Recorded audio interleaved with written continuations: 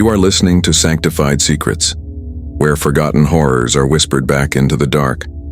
This is the story of The Widow's Watch. The year was 1873. The place, Eldermore, a salt-bitten coastal town with graves older than names. What happened on that cliffside tower was never solved, and those who claimed to see her never saw the sun again. They said the sea never stopped screaming beneath the cliffs of Eldermore, but only at night. During the day it whispered, soft as lace across the rocks, as if mourning something it had swallowed long ago. On that cliff, silhouetted against the fading sun, stood the Widow's Watch. Not just a tower, but a scar, a lighthouse without light, a home with no living soul inside. The widow came down only once a week, veiled, gloved, her lips pressed so tightly together the baker once joked she might not even have a mouth. No one saw her face, not even the priest. They said her name was Mirabelle Crane, and that she hadn't spoken since 1869, the year her husband vanished at sea. His fishing boat returned ashore with no crew and blood soaking the nets. The town didn't ask questions. Eldermore was like that. Stories floated in like fog and vanished just the same. But what never vanished was the sound. Every night after the 11th bell, a keening cry rose from the watch. Not loud but sharp, like glass cracking beneath candlelight. Only those with open windows heard it. Only the drunks swore it wasn't the wind. In 1871, the bell ringer was found in the marsh behind the church, his pockets stuffed with dead crabs and salt. His eyes were open. His mouth had been sewn shut with his own rosary. He had written only one thing across the chapel wall before it happened. She watches when you don't. Mirabelle still came to town that week, veil untouched. She bought honey and a single length of black thread. The girl who rang her up was never seen again. Some said she had run off to Portsmouth. Others whispered they saw her face once, just once, in the upper window of the watch, pressed against the glass like a moth trapped inside. By 1872, the town began changing. The cobbler closed without a word. The schoolhouse caught fire during a windless dawn. Children began drawing a woman with no eyes but too many teeth. When asked, they only said, "She hums when no one's looking." The local pastor began ringing the morning bell twice, once for the day, once for what he called the gray time, and the sea never stopped whispering. It began to foam strangely at the base of the cliff, thick, pearled, like spittle. A fisherman pulled up a crab that had a human tooth lodged in its shell. He moved inland the next morning. 2 weeks later, his son walked into the ocean and did not return. They sealed off the Widow's Watch once, or tried. Nailed wood to the doors, hammered iron across the frame. But the next morning, every nail lay in a perfect circle at the base. The hinges were polished, and the door was gently open. One stormy night in early 1873, 3 boys dared each other to touch the watch. They were never seen again. Only their shoes remained arranged in a line outside the church filled with seawater and black thread. The town stopped asking. No police were called, no searches done, as if everyone knew deep down that some things demanded silence. That spring, a man named Josiah Dunn returned to Eldermore. He had been Mirabelle's fiancé before her marriage. He walked with a limp, had a scar like a second mouth along his jaw, and carried a silver box he never opened. When asked why he'd returned, he only said, "To take her name back." He walked up the cliff road on April 3rd. That night, the screaming from the watch stopped. For the first time in 4 years, silence held Eldermore in its hand. And then, one by one, the oil lamps in town began to shatter. From inside. In the days that followed, people said they saw Josiah's coat nailed to the watch's door. It was soaked through but not with seawater. Something thicker, darker and warm. A local woman said she saw the silver box opened beneath the moonlight. She died the next morning with her tongue twisted into a knot. The coroner could not explain it. The watch stood unchanged, but on June 12th, children playing with a kite reported seeing someone new at the top window. Not the widow, a child. pale, open-mouthed, eyes full of stars. She waved once, then vanished. That night, Mirabelle came down to town again, veil missing, face bare, but no one could agree on what they saw. Some said she had no mouth, others that she smiled with teeth that kept going. The town finally agreed to burn the watch. On Midsummer Eve, torches were lit, prayers said, salt thrown wide. But when they reached the tower, it was already gone. In its place stood a stone circle, silent, cold, and in the middle, her veil, folded, untouched by ash. The sea has not whispered since, but every year, on April 3rd, oil lamps in Eldermore flicker. The bells ring 12 times instead of 11, and the wind starts humming. It began again with the sea, not in words nor waves, but in the color of the foam. Where it had once been pale and broken, soft like lace, it was now thick, like soured milk, like lungs filled with things they shouldn't hold. At the base of the cliff, villagers said it frothed like it knew something. Something coming, something underneath. And though the widow's watch had vanished, the ground where it stood stayed colder than frost, even in summer. Crows no longer landed on that hill. Dogs whimpered when led near. The grass refused to grow, and salt crusted the stones in perfect little rings, like fingerprints left behind by a drowning hand. On June 19th, a child named Evan sang a rhyme no one had taught him. It had no rhythm, no melody, just the words, "Mirabelle, Mirabelle, hush now sleep, tie your hair and drink the deep. Mirabelle, Mirabelle, smile, don't scream. Eyes don't cry when they're lost in dream." When asked who had taught him that, Evan said, "She did," and pointed to the chimney smoke. But Eldermore had no chimneys left. Not anymore. The last brick house had collapsed the week before, eaten from the inside like a shell cracked open. They said there was nothing left inside but ash and something folded in the fireplace. Black thread, a single glove. By early July, no bird sang within half a mile of the sea. Fish washed ashore with human-like teeth. The bakery reported mold that shaped itself into spirals, always clockwise, always wet. A merchant from Darbytown arrived with silver lockets and left in silence. He was found days later, miles inland, his face turned inside out. His locket sat unopened, sealed with wax. No one dared break it. Some began to call it the second mourning, as if the town was grieving the watch, not out of loss, but because it knew something had survived it. Something colder, something less merciful. A woman named Elsie Clay tried to leave. She packed before dawn, wore salt around her neck. She even walked backwards to her carriage, whispering prayers as she went. But by the time she reached the first hill, the horses refused to move. Their legs locked, their eyes rolled back, and in the silence between heartbeats, she heard humming. From inside the carriage, by late summer of 1873, the town of Eldermore had changed its breathing. It no longer inhaled with sunrise and exhaled with the tide. It held its breath. The trees that lined the churchyard bent slightly toward the hill where the watch once stood, as if listening. The salt air thickened until it coated windows, doorknobs, and the backs of spoons with a faint silver crust. Children stopped drawing chalk on the stones, not because of fear, but because the chalk itself turned soft, like soap. The priest began holding mass with the candles unlit. He said fire was too easy to speak through. One by one, the hymn books lost their words, not torn, not smudged, simply blank. Only the last line remained. Her name remains if you read too long. A girl named Cora May was found in the bell tower, sitting perfectly upright, her eyes closed, her mouth full of black thread.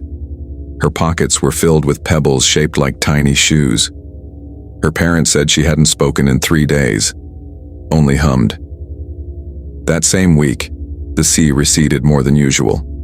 The beach widened, exposing smooth, unnatural stones in the sand. A traveler wrote in his journal that the rocks were shaped like kneeling figures. He left the next morning and never reached his destination. His horse returned without him, bearing a saddlebag full of hair. A strange quiet settled over Eldermore. Not peace, but a waiting stillness, like a breath pulled in and never let go. The baker stopped baking. The windows in the tailor's shop were found melted, not broken, not shattered, melted like wax dripped downward. And the bells, meant to ring only for death or celebration, began to ring at midnight. Always once, always slow. No one admitted to pulling the rope. The bell rope itself was found dry and fraying as if it had been used too many times in too little time. Rumors returned that Mirabelle Crane had been seen in the cliffs walking backward in the fog, holding something in her hands that moved. Not a child, not a bundle, something that pulsed. When confronted, the witnesses refused to describe her face. One man went blind that very night, not from illness but from staring into a puddle that had reflected her shape. He said it wasn't her reflection he saw. It was what stood behind her. It had no shape, no name, just cold and the taste of rust. Eldermore did not sleep after that. That autumn, the fog came early and did not leave. It pressed against windows like wet cloth, thick enough to muffle footsteps and silence bells. The fog was warm, unnaturally so, and it carried a scent not of sea or smoke, but of honey left too long in a sealed jar. People began to lose time. A man named Ferris Reed left his house for the well and returned 3 days later, holding a spoon and weeping. When asked where he had been, he answered, "Underneath," and refused to drink water again. One family moved away in the night. Their home was found intact, candles still lit, the hearth still warm, but the dinner untouched and a single glove nailed to the door. The glove was stitched with black thread, and each finger was filled with salt. Crows returned, but only to perch on doorways. They did not caw or move, even when struck with stones. They simply stared. One child claimed they were listening, not to him, to the house behind him. The pastor stopped speaking during sermons. He stood in silence while the congregation waited. On the 7th day, he placed a bell on the altar and left it there. No one touched it. No one dared. The air inside the chapel grew colder and shadows began to stretch the wrong way. Mirabelle's name returned, scratched lightly into the church floorboards, repeated again and again in a hand too fine to belong to anyone in town. It appeared beneath pews, behind hymnals, even carved gently into the candles themselves. The doctor tried to write a report, to take down what he had seen. The ink turned white on the page. That was when the children started walking backwards at dusk, not playfully, not laughing, just slow and deliberate, as if being pulled gently away from their homes by something unseen. If stopped, they simply smiled and hummed, always the same melody, the same one the wind now carried through the trees, high, distant, too sweet to be comforting. On the hill where the widow's watch had stood, the grass began to darken, not with shadow, with blood. It did not stain, it shimmered, and the soil beneath turned warm. When a shovel was driven into it, it snapped like kindling. Something had returned. Not the tower, not the woman, but what watched her. And Eldermore would never sleep again. By November, no clocks worked in Eldermore. Pendulums stopped in mid-swing. Pocket watches refused to tick, and the church bell rang only when no one was there to hear it. Time had not frozen, but twisted. People began waking up with dried salt in their ears. The shoemaker claimed to see footprints on his ceiling. They were barefoot, small, and pointed downward. He left town within the week, leaving his tools behind, all arranged in the shape of a ship. The fog had become a presence now, not just a weather. It moved with intention. When someone walked through it, their voice changed for hours after, slow and echoing, as though spoken through old stone. A woman named Edith Grace was found at the harbor, arms open as if embracing something invisible. Her eyes were wide, her mouth smiling. Her breath was gone. But she stood there for 3 days, perfectly upright, even through the storm. No one touched her. On the 4th day, she vanished. Only a trail of thread remained, woven through the sand in patterns like script. No one could read it. That week, the pastor sealed the church with wax. He left the altar facing the door. A single silver spoon rested where the Bible should have been. He did not explain why. He simply said, "It asked." People began whispering that Mirabelle had been the watch all along, not just its occupant, that her grief had not lived inside her, but outside, clinging to the stones, growing teeth and breath. That grief had taken form. Some said they saw a shape above the sea late at night, pale and long, like a woman unraveling in the sky. Others spoke of a voice that came from their own mouths while they slept, speaking names they had never known. The fishermen refused to cast their nets, not out of fear, but because the sea no longer gave them back. Whatever touched the water disappeared. Even light. Lanterns held over the waves flickered out instantly, their flames returning only once turned inland. And still, the humming continued. It came from nowhere, from everywhere, from mirrors, from wells, from the cracks in the wood. Eldermore no longer kept count of the days. It didn't matter anymore. Something was watching, not just from the hill, but from inside the skin of the town. And it was waiting. Winter came without snow. No frost kissed the glass. No ice formed along the eaves. Yet the cold in Eldermore was deeper than bone. It sank through the walls and into the teeth. Fires would not hold flame for more than an hour. Wood hissed as if afraid. Candles burned blue. A girl named Sarah Lynn was found humming beneath the floorboards of her home, her dress folded neatly beside her, her feet bare and unmarked by splinters. When lifted from the crawl space, she smiled and said, "I heard her combing her hair." No one asked who. They already knew. The comb had been found before, washed ashore among seaweed and twine, carved from bone, with teeth too sharp for hair. It now sat in the town hall, inside a glass case that always fogged from within, though no warmth ever touched it. On the first Sunday of December, the ocean receded again. This time it stayed away for a full hour. In its place was not sand, but stone, wet, pale, smooth as mirrors. The children who approached it came back changed. They spoke slowly. They blinked too little. One by one, their reflections stopped matching their movements. A seamstress looked out her window and saw her dead husband walking the cliff path in reverse.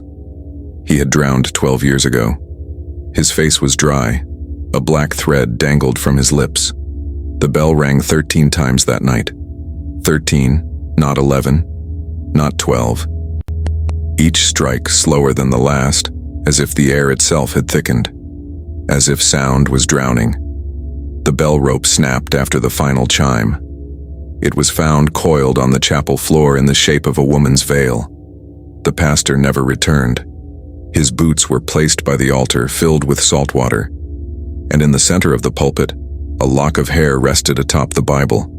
Not golden, not gray, but white, pure and threaded with tiny red knots, like stitching. The fog grew heavier. People began to dream in languages they did not know, waking with bruises shaped like letters. One man opened his mouth to speak and released seawater. He drowned standing up. No one touched his body. It vanished the next day, and in its place only a glove. Always the glove. Always the black thread. The watch was gone, but her mourning was not. It had learned to walk, and it knew every door by name. The children no longer laughed in Eldermore, not because they were afraid, but because they had forgotten how. When asked to smile, they tilted their heads instead. Their eyes never blinked at the same time. A mother tried to bathe her infant in blessed water. The water turned dark. Not black, but heavy like oil. The baby emerged clean, but its shadow did not follow. It clung to the basin, flickering against the walls, trembling as if it had breath of its own. By midwinter, the cemetery had changed shape. The tombstones had not moved, but the paths between them curved now, like something beneath had shifted. A boy found his grandfather's grave covered in feathers. Not from birds, but from something larger. Hollow, thin, too long. A note was pinned beneath them, written in the same hand as the church carvings. It read, "She sleeps where no stone lies." The sea remained distant, but its sound grew louder. Not crashing waves, but breath. Inhale. Exhale. Slow and constant, like lungs the size of the cliffs. Fishermen swore they heard whispering in the tide. One threw himself from the rocks. His body was never found, but a second comb was, identical to the first, laced with strands of hair.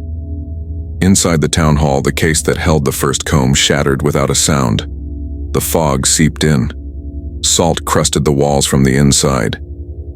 The mayor tried to read aloud from the census, but the pages had been rewritten. Every name repeated the same 4 letters, M-I-R-A, over and over. No dates, no families. Just the name, pulsing like a heartbeat down the paper. The lighthouse flickered once and went black. It had stood unlit for decades, yet something had climbed its stairs. Lanterns were found along the path, still warm, their wicks unburned. At the top, the glass window had been etched from within. A single eye, carved deep, watching the sea with no pupil, no iris. Just white, as if blind, or seeing more than it should.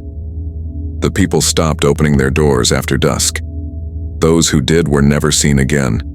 Only their voices remained, echoing in wells, fluttering behind curtains, whispering from beneath the floorboards. One girl swore her father now lived inside the chimney, that she could hear him calling when the wind blew. But when the townsfolk looked, they found no soot, no tracks. Only a line of black thread curling across the hearth leading to the open sea.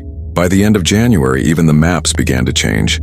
Cartographers passing through Eldermore noticed that the coastline no longer matched their charts. What once curved gently now bent inward like a mouth closing.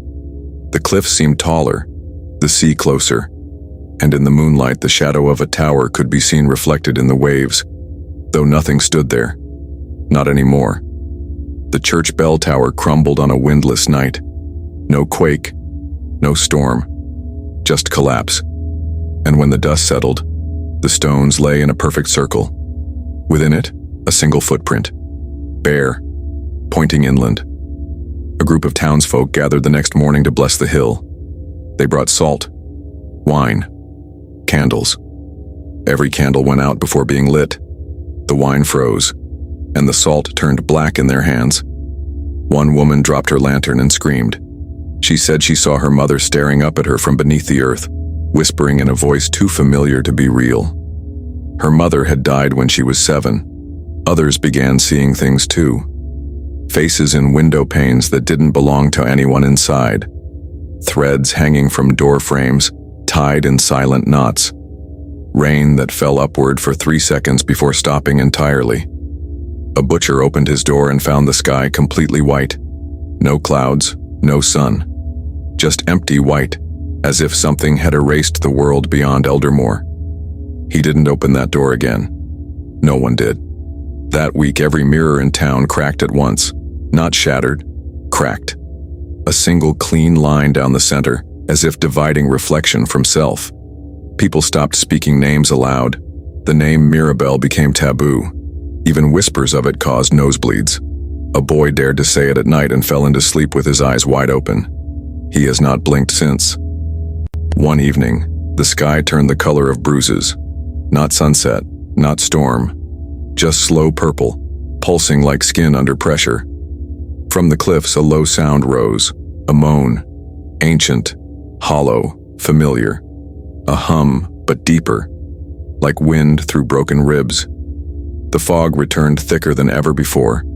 People lit lamps in their homes, but the light stayed low, strangled. And from the base of the hill, where the watch once stood, the ground began to bleed. Thin, steady rivulets of red, tracing symbols into the dirt that no one had taught, but everyone somehow understood. By the first week of February, the dreams had become synchronized. Entire households woke screaming the same name, though none remembered speaking it. Children cried without sound. Their mouths opened, but the air bent strangely around them, muffling the cries before they could rise. In one home, the wallpaper began peeling itself downward in long, thin strips, revealing underneath a pattern no one remembered choosing, repeating silhouettes of a woman with her arms raised, hair flowing upward as if caught underwater. A shepherd returned from the eastern moor covered in salt, his eyes missing, sockets empty and dry. Around his neck was a strand of black thread tied in 7 knots. He collapsed on the chapel steps. Before dying, he muttered one phrase over and over: "She's walking again." The townsfolk buried him in silence, but the ground refused the body. The grave remained open for 3 days before finally accepting the weight. On the 4th morning, it was gone. No soil displaced, no signs of struggle. Only a spiral of feathers left on top. They began to find locks of hair nailed to doorposts, woven tightly with tiny red threads. Families left them untouched, unsure whether removal would invite what left them or what held it back. Some tried to burn them. The smoke smelled sweet at first, then turned thick and bitter, forcing those nearby to retch and cover their ears. From the ashes, small bone fragments remained, curved and delicate, like the knuckles of a child's hand. By mid-month, animals fled. Dogs howled at their own reflections and refused to enter rooms where mirrors once hung. Horses bucked at invisible turns in the road, breaking reins and vanishing into the fog. The town grew quieter, not peaceful, hollow, as if sound itself had moved deeper underground. The sea had not returned. The beach now stretched for nearly a mile, exposing more of the strange stone beneath, each slab etched faintly with names in a language no one could speak but everyone feared. Some claimed to feel warmth from those stones. Others heard whispers when they stood too long in silence. And in the distance, always just beyond the edge of clarity, the outline of a figure appeared along the coast, pale, still, with a comb in one hand, and in the other, a veil of black thread that danced despite the wind being gone. The final week of February brought a new kind of silence to Eldermore. It wasn't the hush of snow or the stillness of prayer. It was heavier, like the quiet that follows a scream too large for the throat. Doors no longer creaked. Wood no longer settled. Even the wind had learned not to whistle through the trees. What replaced it was a pulse, a deep, slow rhythm that could be felt in the soles of the feet and at the base of the neck. The heartbeat of something vast and ancient, rising beneath the skin of the land. At the chapel, the bell rope grew again. Frayed ends had become long and clean, as though mended by unseen hands. It stretched from the tower and coiled down into the nave, winding around pews like a serpent returning home. A child touched it once. His hand turned white, not pale, white, like chalk ground to powder, as if all color and blood had been drained through his fingers. He didn't cry. He only stared upward and whispered, "She's looking through the keyhole again." That same night, every locked door in town clicked open at once. No wind, no pressure, just the soft mechanical sound of surrender. And yet no one entered. The people stayed behind their thresholds, too aware of what might be waiting on the other side. Those who dared look outside saw shapes that didn't belong to the living. Bent figures moving in ways joints should not allow. Some crawling, some floating, all of them following the thread. It ran like a black vein from the sea's edge through every alley, every window, every heartbeat. And above it all, high on the hill where the watch had once stood, a flicker of light returned. Not a flame, not fire, but something older, colder. It pulsed once, and then again, a rhythm calling out to something far below. Eldermore hadn't ended. It was only beginning to remember what it had forgotten. The flicker atop the hill grew brighter each night, but no flame ever danced. The light held no warmth. It pulsed like breath held too long, then released in a single shudder. The townsfolk stopped referring to the hill as a place. They called it her, as if the earth itself had become the widow. waiting, watching. One man climbed the slope at dawn, rope in hand, whispering prayers with every step. He never came down, but the rope did. Hours later, it lay coiled at the base of the hill in the shape of a cradle, soaked in seawater, though the tide was miles away. The thread had thickened, no longer just a string of darkness curling through homes. It now pulsed faintly with light, dim, flickering, like the glow beneath old skin. It weaved through homes and under thresholds. Some swore it moved, it responded, it listened. A woman screamed as she watched it curl around her daughter's wrist, not tightening, but measuring, like a seamstress testing fabric before the cut. The girl only smiled and hummed, the same tune that had been heard in wells, chimneys, and during sleep. The fog began to shape itself. At night, it gathered into what looked like fingers brushing window panes. In the woods, it formed long-limbed figures that watched but did not move. They vanished at dawn, leaving no tracks, only a low moan in the frost. Eldermoor's sky stayed gray even at noon, and birds no longer passed overhead. The compass needles refused to turn. Watches spun counterclockwise, and when the church clock struck midnight, it did so with a voice that wasn't made of bells. It was breath. Damp. Tired. A sigh stretched through metal. In the town archives, old census records began to blacken from the edges. Names faded, dates blurred, but one entry remained perfectly clear across every page. Mirabelle. Sometimes twice, sometimes alone. Once it appeared between paragraphs in a ledger of ship manifests, carved into the paper rather than written. By whose hand, no one could guess. A boy was born on the last day of the month.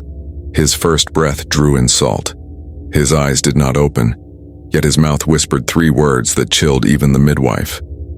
She never left. The candles in the room blew out, and the thread curled around the cradle as if swaddling him from something worse than cold. March began without sunrise. The light that came was gray and sickly, like memory filtered through smoke. People stepped outside to find their shadows had vanished. Not shortened, not shifted. Gone. Entire rows of homes seemed darker from within, though no curtains had been drawn. It wasn't absence of light, but presence of something else, something watching from the corners of the ceiling.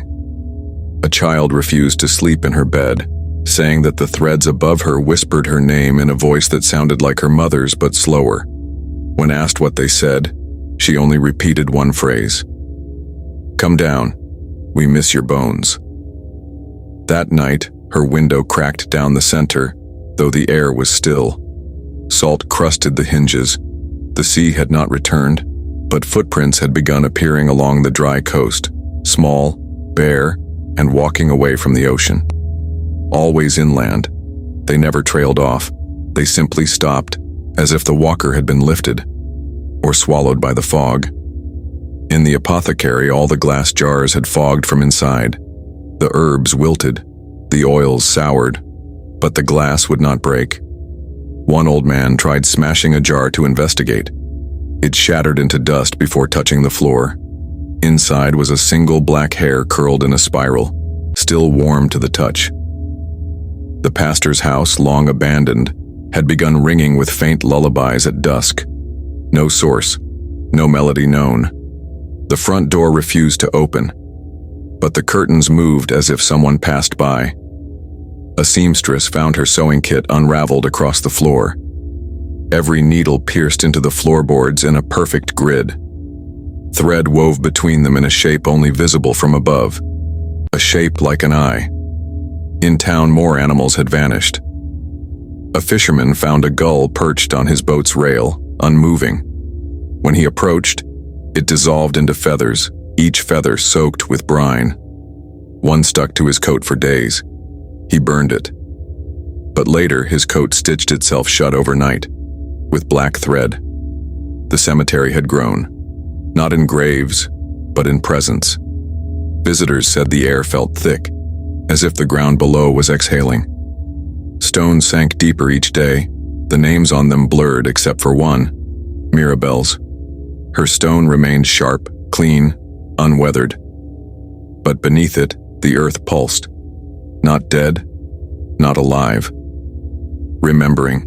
The wind returned in the second week of March, but it carried no scent and made no sound. Trees bent slightly as if bowing, but no leaves rustled. Clothes on lines trembled without flapping. A farmer stepped outside to feel the breeze and fell to his knees. His mouth opened as if to speak, but instead he wept, slow, silent tears that tasted of salt. He would not return indoors. Days later, his boots were found half buried in sand by the cliff's edge, his feet still in them. The town bell had not rung in weeks, yet the sound of distant tolling echoed each morning before sunrise, low, muffled, as if heard underwater. By then, people had stopped counting time.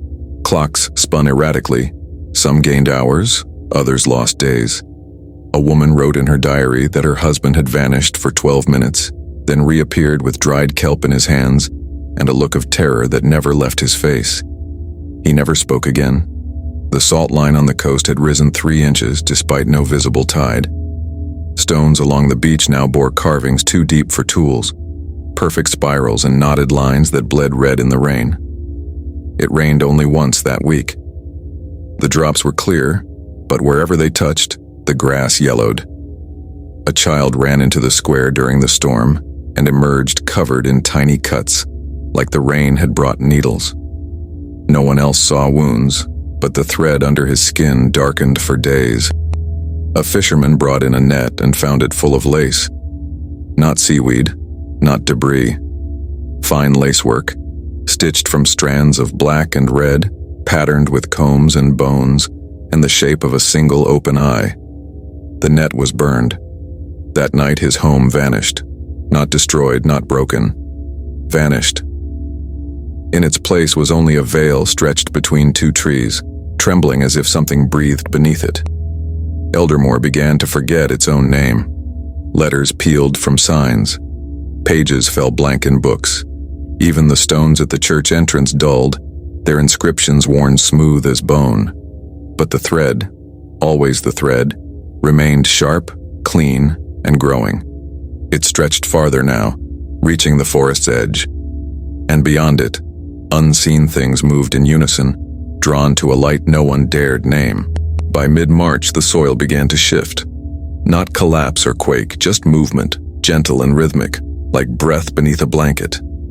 Farmers complained their crops had turned toward the sea, leaves twisting away from the sun. No roots could be pulled. When one man tried to dig beneath a row of withered beets, he struck wood. Not buried timber or rot, but something smooth, carved, etched in spirals that pulsed faintly when touched. He left his spade behind. That night his windows turned black, not shaded, not painted. Black, like the glass had been swallowed from within. A neighbor entered the house the next morning and found it filled with thread. Black strands strung between chairs, nailed across stairwells, tangled like a spider's nest large enough to hold a congregation. No sign of the man remained. Only a note, pinned to the kitchen wall with a comb. She is not alone. The sound beneath the floorboards had returned, but louder now. Some described it as dragging. Others heard singing, low and distant, as if from a cavern under their feet. The town's oldest tree split down the center, revealing no rot, no insects, just a bundle of hair curled tight like a nest. Salt crystals lined the inside bark like a cradle. In the old bakery, the flour turned gray, not mold, not age, gray like ash. And when sifted, it revealed pins. Dozens of tiny black sewing pins buried inside, too smooth to be handled, too warm to belong to the living. The baker closed the shop. The scent of burnt sugar lingered for days. In the evening hours, the light would sometimes change. For 1 to 2 minutes, it turned pale blue and shadows disappeared entirely. This was called the veil hour. During it, reflections no longer matched. Mirrors bent slightly outward, as if trying to show what was beyond. One woman claimed she saw her late husband in the mirror's corner, combing something that was not hair. She covered the glass with cloth. The cloth caught fire the next day. It burned without smoke, leaving only a fine black thread behind. The fog thickened again, but this time it didn't rise from the sea. It crawled from the ground, from beneath homes, from well mouths, from between floorboards. And when it passed through the air, it whispered not words, but lullabies. Always the same tune, always in time with the pulse that grew louder each night.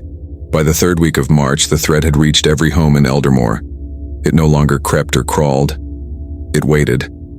It looped gently through door handles, wrapped around bedposts, tied itself around beams in careful, silent knots.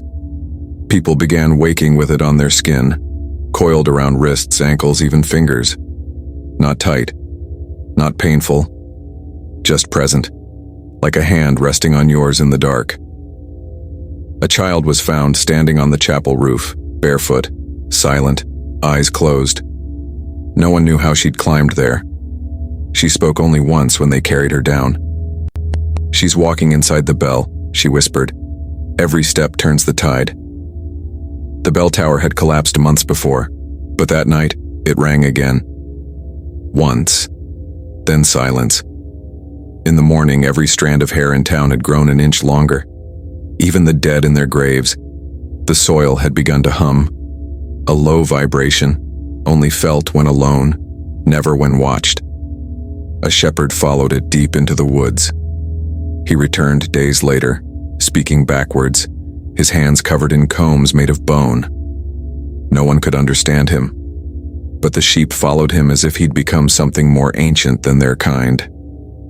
One by one, the oldest graves in Eldermore began to split. Not from above, but from below. The earth pushed upward in thin, spiraled mounds, like thread emerging through fabric. The names on the stones blurred, except hers. Mirabelle's remained etched with clarity no storm could wear away, and from her grave the pulse came strongest. At night, windows no longer reflected the inside of rooms. They showed other homes, older, dust-covered, filled with black lace and combs set upon empty chairs. Sometimes figures could be seen standing within them, their faces wrapped in thread. The blackbirds stopped flying. They perched on roofs in perfect silence, always facing the sea, always watching the light atop the hill that now burned without fire. It pulsed in rhythm. Slow, patient, each glow a step, each dimming a breath. The widow, it seemed, had never truly left. And now something else had begun to answer her. The moon did not rise on the 16th night of March. The sky remained dark, starless, not clouded but veiled, as if something vast had passed between the heavens and the town and chosen to stay. In that darkness, the sea began to glow, not brightly, faintly, like candlelight seen through gauze. It wasn't the water itself, but the stones buried beneath it. Those carved slabs, once hidden under tide, now pulsing with a pale blue shimmer. They revealed more symbols, more spirals, and names written in a language the living had forgotten. Mirabelle's name among them, not carved, grown. A boy followed the glow to the shore. He placed his hand on a stone and whispered a lullaby no one had taught him. Behind him, the thread rose from the sand like seaweed caught in windless air. It touched his shoulder. He did not flinch. He smiled, and when he turned around, his eyes were gray. Not blind, changed. Eldermore's weather broke completely the following morning. Rain fell sideways. Thunder echoed beneath the earth. Lightning flickered not in the sky but inside homes, behind mirrors, from cracks beneath the stairs. The ground itself sweated salt. All doors now swung open at dusk and refused to close until dawn. Inside every home, one comb was found resting on a surface. Kitchen tables, nightstands, cribs. No one claimed to own them. Yet each was familiar, as if it had belonged to someone's grandmother, or someone who looked like her but wasn't. The forests grew quieter, not from lack of life, but because everything in them had begun to listen. Birds did not sing. Branches did not sway. The air carried a stillness that suggested waiting. Above it all, the widow's watch had begun to hum, not through the stones or what remained of its base, but from the hill itself. A vibration that traveled through boots and bone, like a voice readying itself. The light above it no longer pulsed. It held steady now. A beacon not calling for help, but declaring a return. People stopped speaking aloud. Words felt too loud, too dangerous. They communicated in gestures, in glances, in shared memory.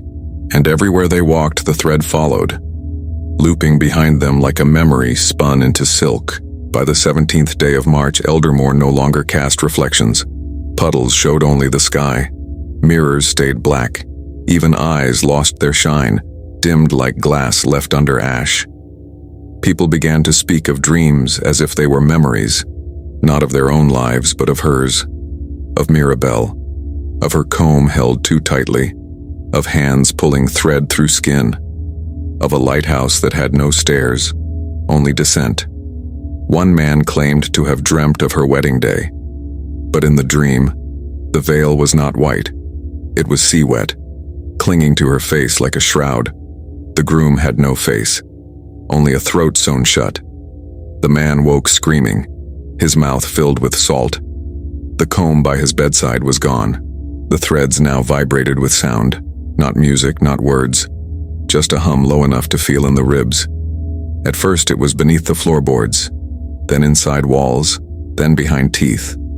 A woman bit through her tongue trying to silence it. She survived, but for days she bled thread. From her mouth, her ears, even her eyes, thin strands of black silk pulled endlessly by something unseen. Children gathered near the chapel ruins each dusk.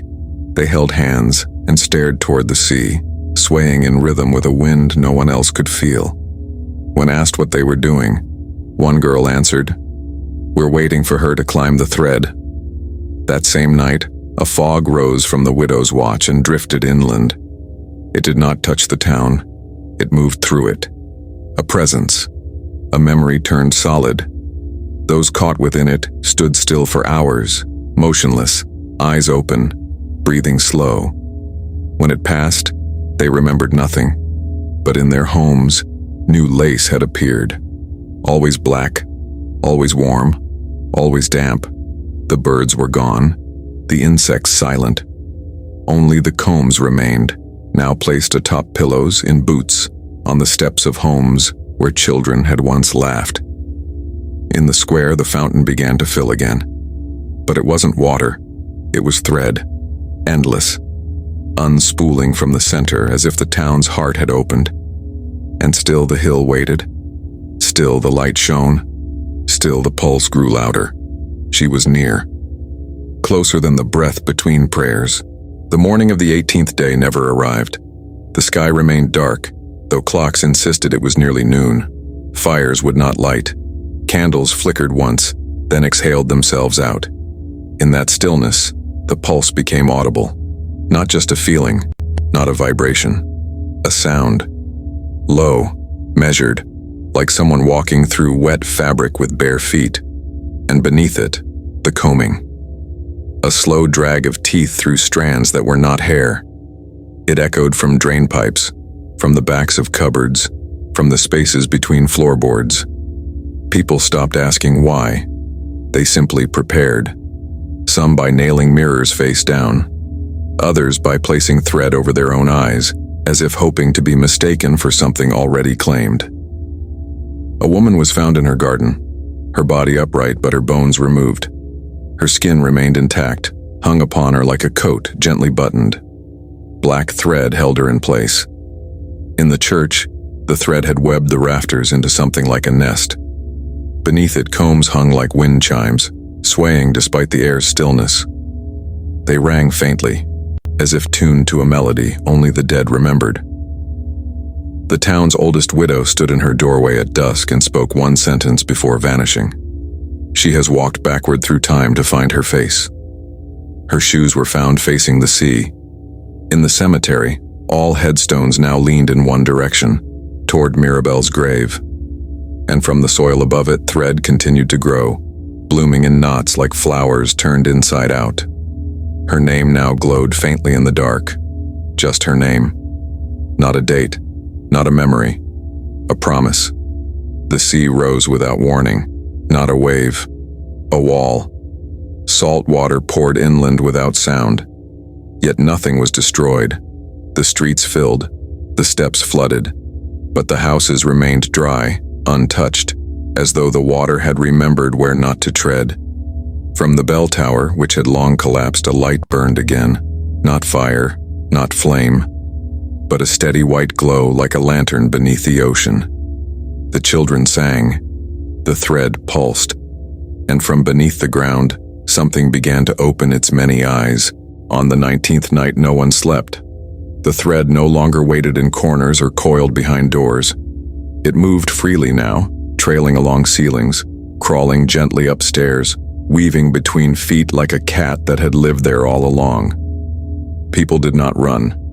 They simply sat and listened, to the hum, to the combing, to the slow return of something they could not name but had always known. In the center of town, the fountain overflowed, not with water, not with thread, but with light, cold, blue, flickering like a memory remembered too sharply. Those who looked into it said they saw faces beneath the surface, women with eyes closed, mouths stitched, combs in their hair and salt on their skin. Some recognized their mothers, others saw themselves. Above, the bell tower, long collapsed, had risen. Its stones floated silently in place, rebuilt not by hands, but by remembering. No rope hung from its center. Instead, a single braid of black and silver thread reached down into the square, thick as a tree limb, pulsing with breath. A boy touched it and smiled, then vanished. His shoes remained behind. From the woods, figures emerged, tall, pale, wrapped in lace so tightly that no limbs showed, only silhouettes stitched together like garments. They moved without sound, without urgency. Each held a comb, and when they passed windows, curtains turned to ash. Inside homes, the air turned damp, not wet, damp like a mouth had exhaled on every wall. A man lit a candle and watched the flame bend sideways, as if blown from within the wax. He whispered a prayer, and the flame went out. His breath did not return. From the cemetery, a sound rose like wind dragging a veil over stone. It was not mourning, it was music. A song older than the town, older than the land. A lullaby passed from shore to shore until the sea forgot how to hold it. And in that music, Mirabel's name was no longer whispered. It was sung, sung by children, by the wind, by the bones beneath the hill. The light atop the watch flared once, blinding, wide, final, then held, steady, pure, and from its base something stepped forward, barefoot, hair braided, skin gray with salt, eyes like mirrors. The town did not scream. The town bowed its head. She stepped onto the hill barefoot, leaving no prints. The thread unraveled before her like a path, leading not forward but inward, into the town, into its bones, into the memory it tried to forget. Mirabel, widow, watcher. Her name was not a warning. It was a door, and now it had opened. Behind her came the others, veiled and hollow, wrapped in the black lace of silence, their combs held high like lanterns. No faces, only the memory of grief shaped into form. Eldermore did not resist. The sea did not roar. The sky did not weep. It welcomed her, the way fabric welcomes the needle, knowing something must be torn to be remade. She passed the chapel ruins. The bells tolled without ropes. She passed the fountain. The light dimmed in rhythm with her breath. At every doorstep, the thread paused, tied a single knot, and waited.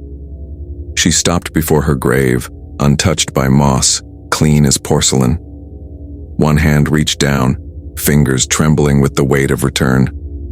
The soil parted, not dug, not broken. It opened, like a cradle remembering the child it once held. The town knelt, not from fear, from knowing.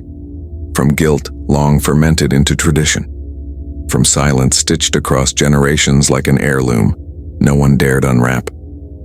And as she lowered herself into the earth once more, the light atop the widow's watch flickered, dimmed, and went out.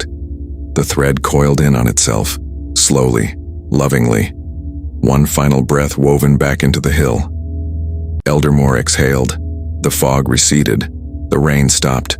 The mirrors cleared. But the eyes, those who saw her return, would never reflect the same again. The thread, though hidden, would always remain, waiting, spun into the grain of doors, tangled in hair left on brushes, caught between pages of books no one finished, and every march the children would sing, not to summon, not to mourn, but to remember. She was not a ghost. She was a wound that had learned how to walk. You've been listening to Sanctified Secrets. If her story found you in silence, know this: some watches never stop. They only learn how to hide the ticking,